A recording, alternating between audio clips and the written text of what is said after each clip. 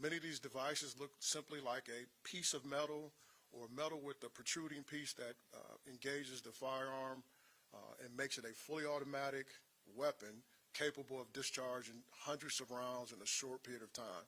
Most of your major crime scenes that you've seen lately, again, throughout the country, there's been a device used either by the shooter or the person that was shooting, especially if it's a scene where there's hundreds of rounds. It's pretty clear that something other than just a semi-automatic weapon was used. There's no place that that device has a purpose in the United States. Darn sure doesn't have a place in any corner or any street in any urban city. There's in and of itself, it's contraband, so there's no real sporting purpose for it. So again, as the U.S. Attorney said, we are cracking down.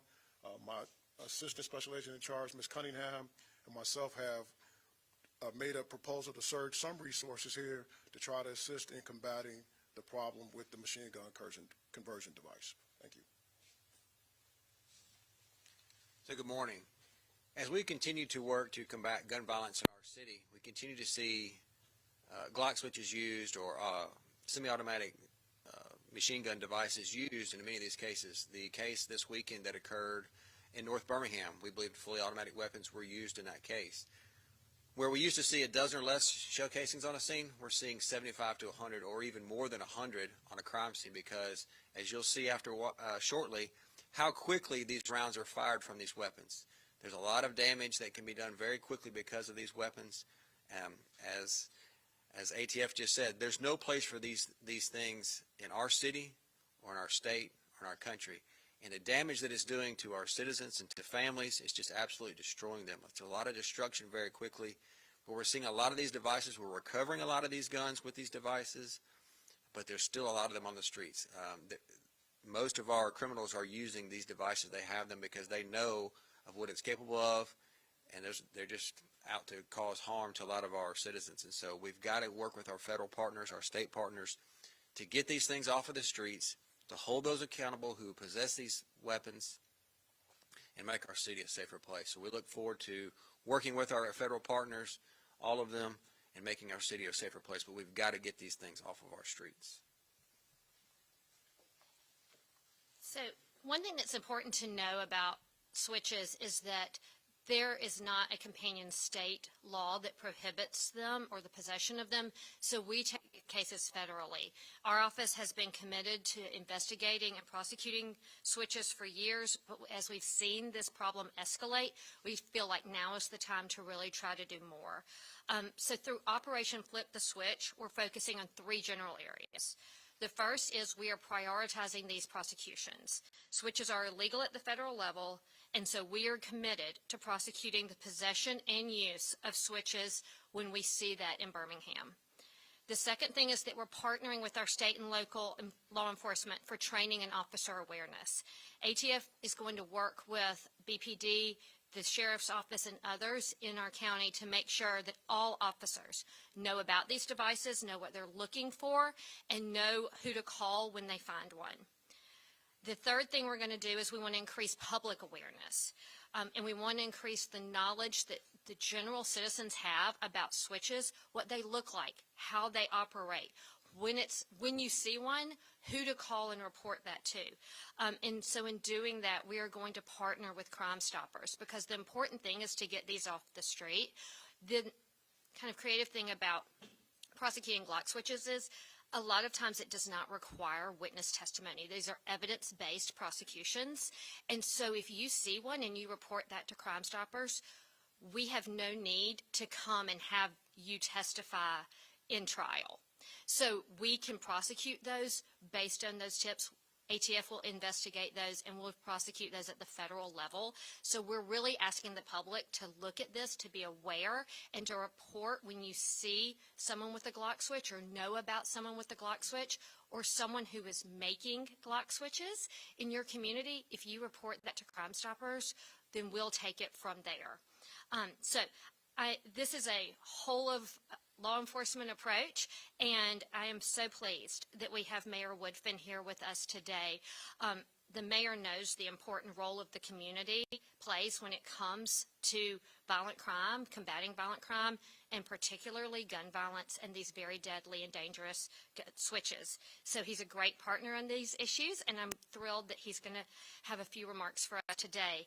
Following that, we're also so proud to partner with Crime Stoppers of Metro Alabama, and we look forward to hearing more from them about what the community can really do to come alongside us in this effort. So, Mayor? Good morning, everyone, and thank you to our U.S. Attorney. But also thank you to LaTonya Tate, who chairs our Public Safety Committee for the Birmingham City Council, along with Chief Thurman, the Birmingham Police Department. I speak for Chief Thurman and LaTonya Tate, as well as her 8 other colleagues, when I say that we are extremely grateful for our local partners. That includes the Sheriff Office and all of our federal partners you see standing here today, as well as our 2 DAs, the Jefferson County Cutoff, as well as Jefferson County. This is an extremely important topic that I want to speak very plainly to. I'll start by saying what's good. We have cleared half a year in 2024, and I can stand before you and simply say that all other crimes, rape, robbery, felony assaults, crimes against property that include theft, auto theft, burglary, are all down in the city limits of Birmingham. So let's talk about what's up. Homicides are up, and particularly related to homicides, the style of homicides, which is by gun violence.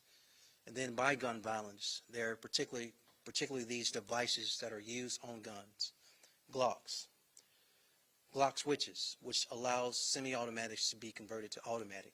If you were listening to Chief Thurman, what he said, he's been doing this longer than I have as it relates to serving the community. But since I've been mayor, I've definitely noticed an increase on the amount of shell casings on crime scenes.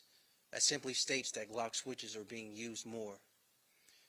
There are a subset of people in our community who don't care about the community. They don't care about everyday citizens, residents. They don't care about children, seniors, elders. We got to take those people off the streets.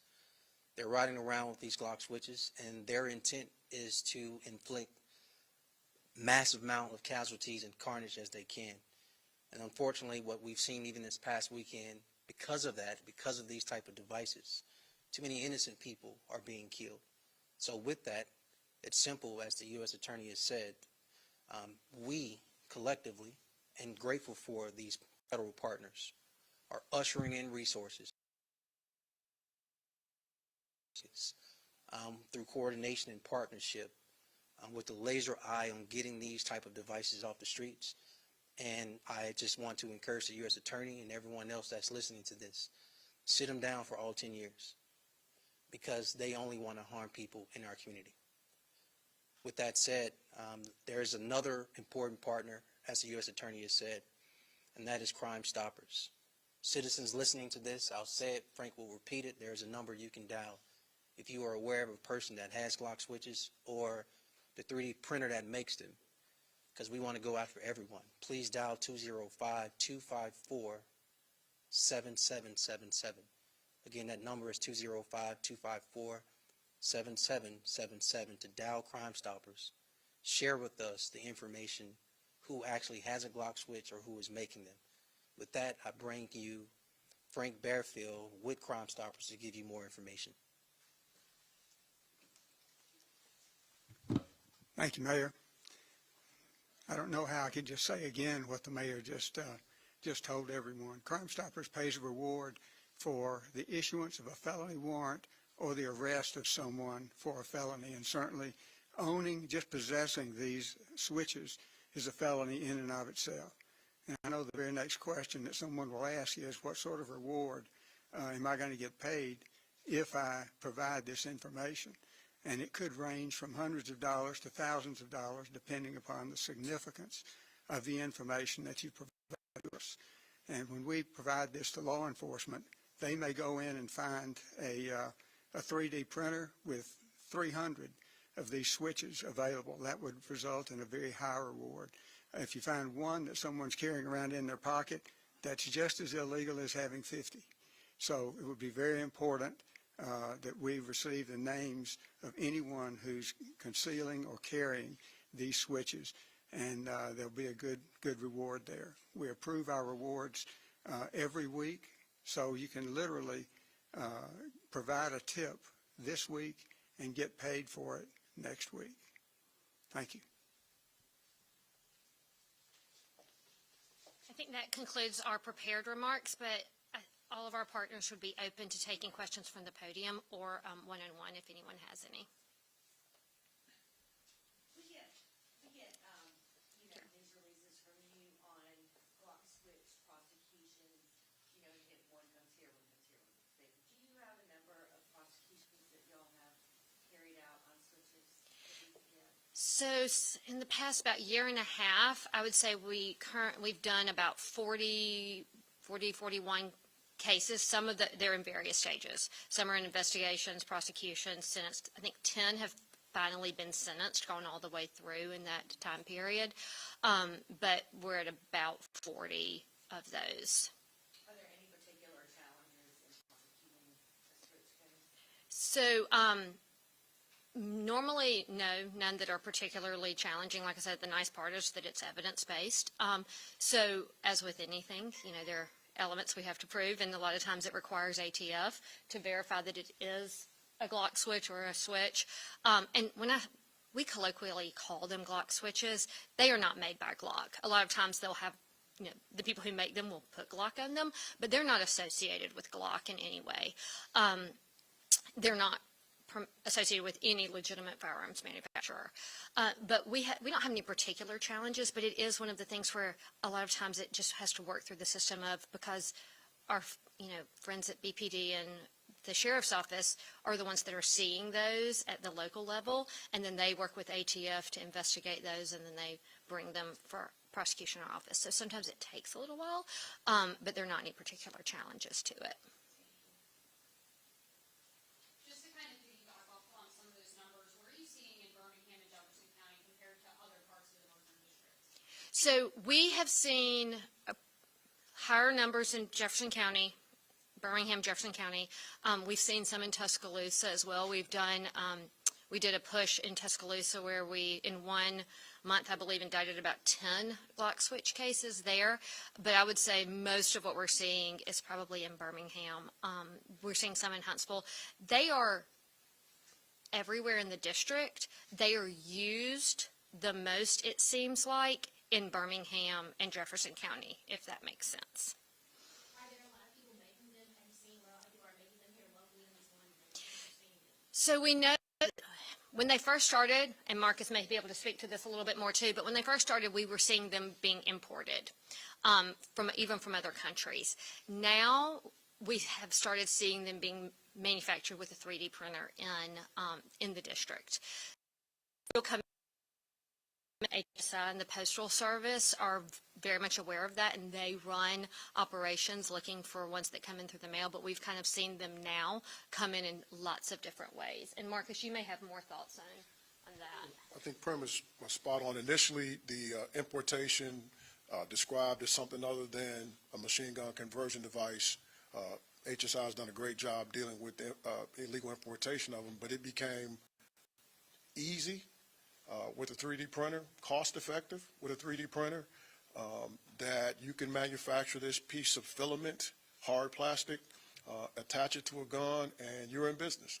So that's why they became so accessible, so easy, so fast.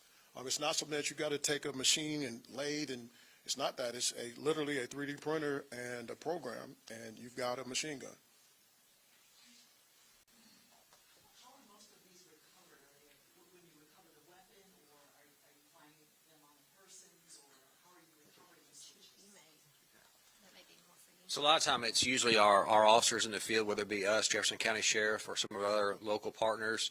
As the U.S. Attorney said, we're the ones who are usually coming in contact with them first. So it's either through a traffic stop or an investigation, a search warrant, something of that nature. And the switches have evolved over time. They used to be visible from the outside of the weapon. Now they're making ones that are not visible from the outside of the weapon, which makes it challenging for someone to see it or for law enforcement. So we have to disassemble the gun a little bit, take the slide off and look inside to see has that gun been converted, or does it have that device inside of it? So it has evolved from where it started to where it is today. And so many of the ones that we're seeing today are internal, and looking from the outside of the weapon, you wouldn't know that it's fully automatic unless you start disassembling or you see it actually fired. So like if you're in a traffic stop and somebody has a gun and it has one of those switches that's not visible, do you have to have any kind of warrant or anything? So that's one of the things that's now challenging in the state of Alabama, because it's legal to, if you're not a convicted felon or don't have a protection from abuse or something like that, it makes it a little more challenging for our officers to take things to the next level, because just having a firearm in a vehicle is not necessarily illegal. So what gives you, is, as the U.S. Attorney said, it's working through that and making sure that we're doing things the correct way, because those are things that will play in when we try to do an indictment or go to court or things of that nature. Yes. Chief, I mean, we all know how dangerous these things are. A lot of our viewers do. But the people that are using them, case admit, probably aren't watching this and probably don't care. So what can you and your officers do to be proactive with all the challenges that you just mentioned instead of reactive? So we take a number of guns off the street every year. We've taken almost 1,000 off the street already this year, and it's just July. So just to show that we're working, we're taking guns off the street. We took about 2,000 off the street, a little over 2,000 last year. I think since Mayor Woodfin's tenure, about 17,000 did we talk about the other day?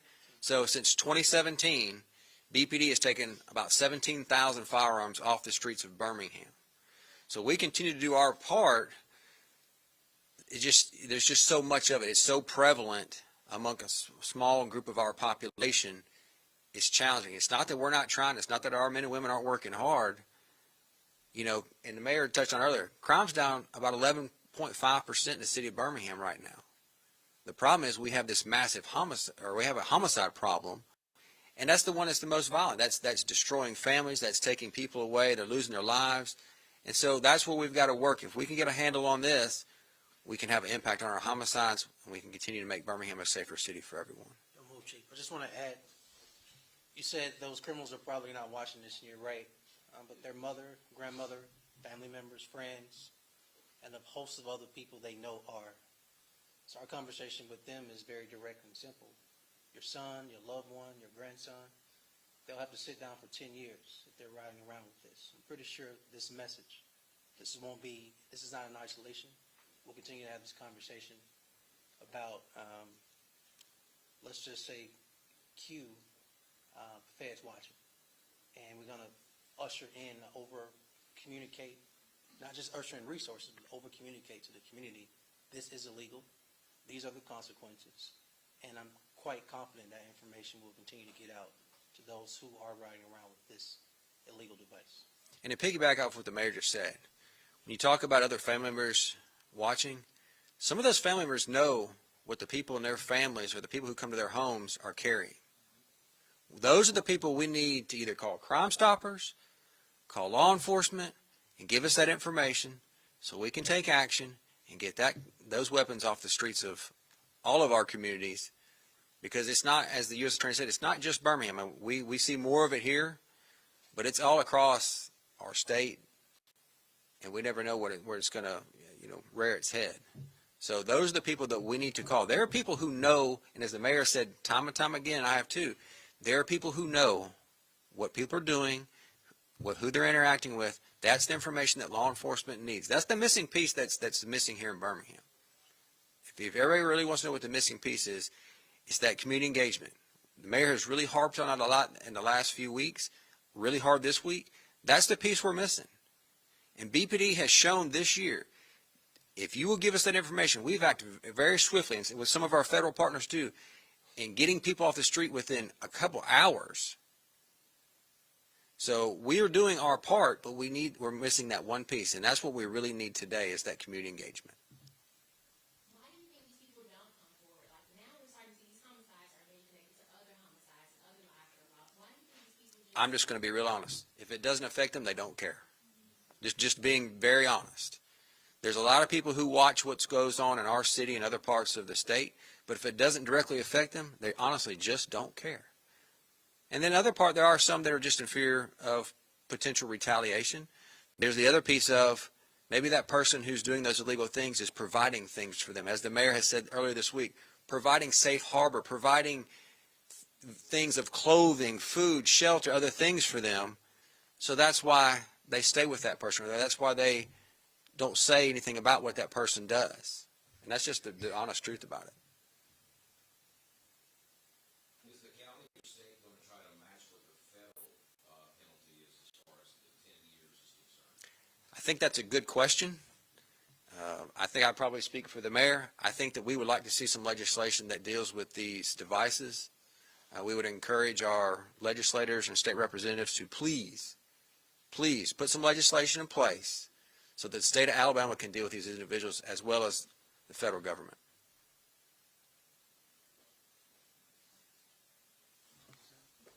And I was going to say one thing, too, about having the community report.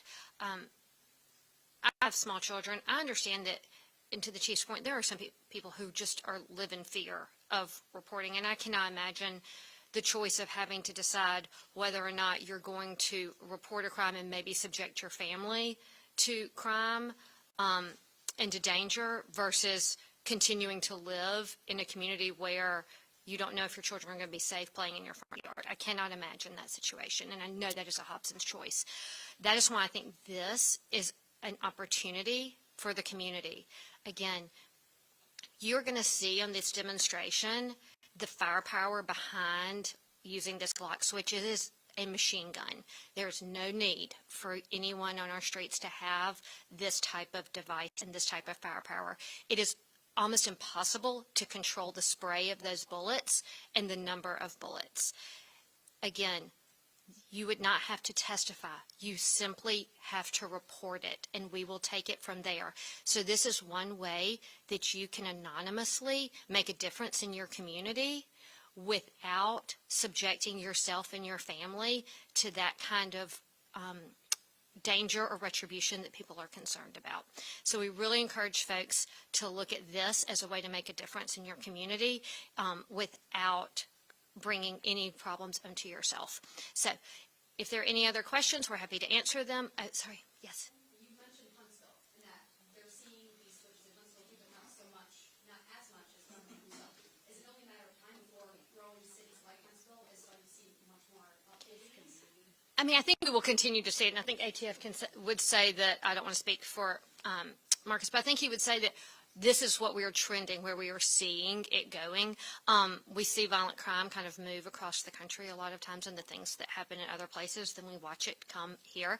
So if we can get out ahead of it, I think that's really important to kind of stem that tide from spreading even farther into our communities. Is there going to be a separate prosecution for someone who's actually taking a 3D printer and making this and sending it out, as opposed to someone who would be carrying one and using one on a gun? Marcus, do you want to talk a little bit about how you investigate those, or if there's a difference there? I mean, we would certainly prosecute people who are making that switch. Like I said, the switch, you don't have to use it. You don't have to have it on a gun. So if you're manufacturing it, that alone is enough to subject you to indictment, prosecution, and up to a 10-year sentence in federal prison. And also, remember, in federal prison, if you're violent, we can detain people pre-trial. We also, if you are convicted in federal prison, you will not serve your time in Alabama. You will be at a facility. So it's a way to take people out of the community, to give that community a chance to rebuild and to put some prevention and some community supports in. Is there anything else you want to share? Just to maybe more directly, I think she answered your question pretty directly, but more directly, in and of itself, it's contraband. So if you're manufacturing, you never put it on a gun, you would be subjected to federal prosecution for simple possession.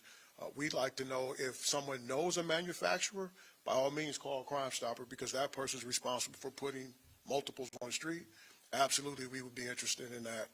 The end user on the street that some law enforcement officer may pull up on and not know, absolutely, we want to know that as well. And, just to echo what the chief and the mayor said, we can't arrest our way out of this problem. We need the community piece to call Crime Stoppers, call your local police department, because at the end of the day, the violence hurts all of us. It hurts the entire community. So we do need the community's help. We can't do it by ourselves, and I think that's the end of. Okay, Thank you all so much for being here. Like I said, we're going to do the demonstration on the range, and then also all these folks will be available for one-on-ones if anyone has additional questions. Thank you.